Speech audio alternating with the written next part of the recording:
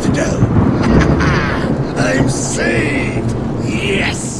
For those of you watching who haven't been in VR that long, Undead Citadel was in fact the very first physics-based VR combat game I ever played way back in 2018 while at Gamescom, and for its time it had incredible physics and weapon weight which was pretty rare, at least back then. Then suddenly Undead Citadel went very quiet right up until it released in 2023 on PCVR and Quest. And instead of just being a sandbox style game, it actually launched with a full campaign and a horde mode, and graphically, at least on PCVR, it is still drop dead gorgeous. But all those years in between me playing it and then eventually it releasing in 2023, many other VR games appeared that had the same physics and weapon based features, and unfortunately it somehow just went under my radar. I'll be damned. But now 2 years later, Undead Citadel is now coming to PSVR2 on the 26th of June. And for the first time on any platform, I've done a complete playthrough for today's video and tested the horde mode. But before I get into the thick of this review, the developer has told me there is still some updates planned for the release, and that will include an optional 120Hz reprojected mode for those of you who don't mind reprojection, but there's also a 90Hz native refresh rate which I believe will be on by default, and that is how I played the game today for this review. When it comes to gameplay, Undead Citadel is, as I said, a physics-based combat game with two modes. A horde mode, which has 3 levels, at least that's what I've seen, and a campaign mode, which is exactly the same in terms of content as the PCVR and Quest versions. You play a very aggressive warrior who is obsessed with the gods, and is always looking for food and brothels. Ah, at last!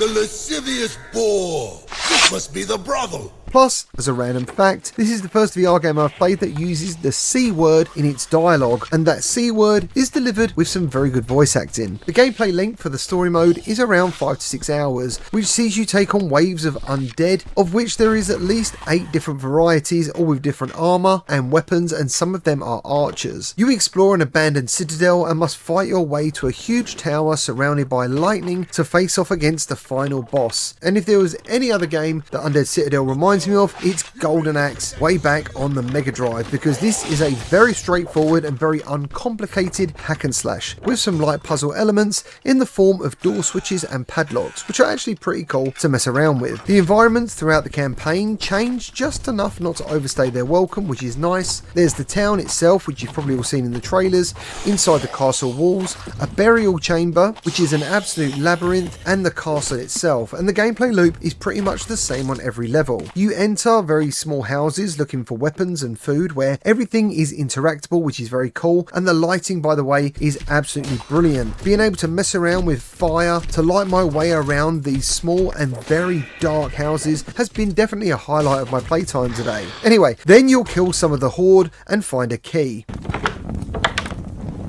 Well done, me! Sometimes you have to find fire to burn down obstacles in your path, or use explosive barrels to take down a wall or two.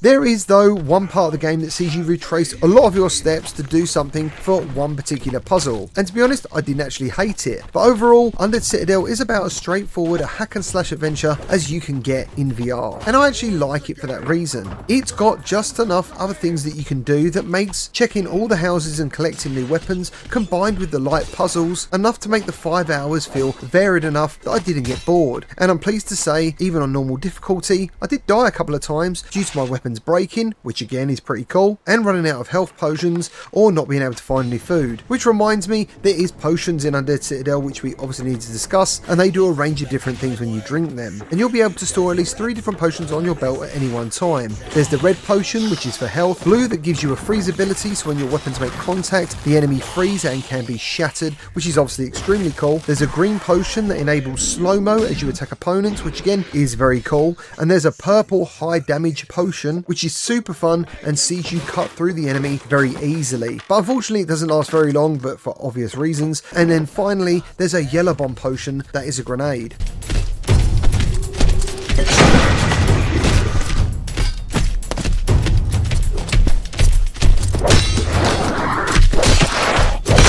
There is an absolute shit ton of weapons available that can be unlocked during the horde mode or the story mode, simply by picking them up from the enemy. And how good each of these weapons feels to use, at least the ones that I've used, it's just so varied, we wouldn't even have time to go into it for this review. But overall, when you play this game, you'll find weapons that just feel right for you, and that makes it even more painful when they break. The dismemberment, when the game's physics work correctly, is actually fantastic and incredibly brutal, and you can also punch them, which is always nice. Stabbing works a bit too well, leading to some big encounters being dealt with very quickly by simply stabbing forward. But it's best to try it and avoid doing this and give into some role play. Try parrying some blocks and waiting for some openings. But this actually does lead me nicely into some negatives. As I just mentioned, the combat dismemberment can be awesome, but also when you combine all the physics, it can be pretty janky too. Sometimes your strikes feel very satisfying, which are also complemented by the nice controller haptics, but there is way too many times, especially when there is more than 2 enemies on the screen, that it all gets a bit clunky and the game suffers from some physics-based jank. And I think the main issue is the repetitive enemy AI. It can be incredibly predictable, which makes dealing with the enemy 90% of the time a very straightforward and sometimes a janky experience. That's not to say I didn't have fun, but sometimes when they all line up and you just have to stab, stab and stab again because you're low on health and you don't want to restart the entire chapter, you just end up wishing that they weren't so easy. And then you have the potions on top of this, which are obviously cool, but they tip the odds way more in your favour. So I'm not saying that Undead Citadel doesn't have a challenge, because it does, but all too often you'll see the enemy clunkily fall over way too easily, and sometimes they even fall on their back and they're unable to get up like a turtle, and they just lay there and die on their own.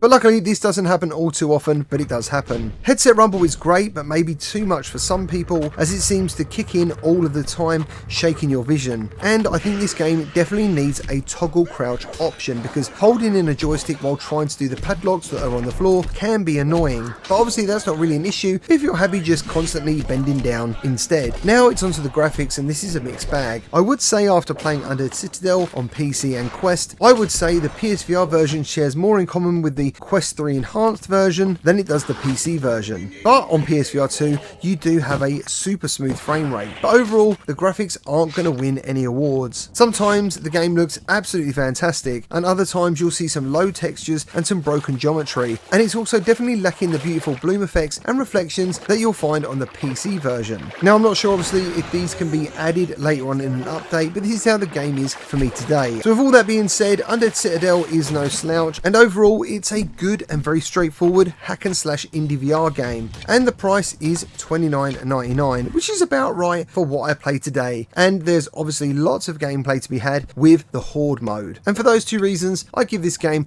a buy recommendation. That's all I've got for you today. Thank you ever so much for watching. Remember to like and subscribe, and I'll see you on the next one.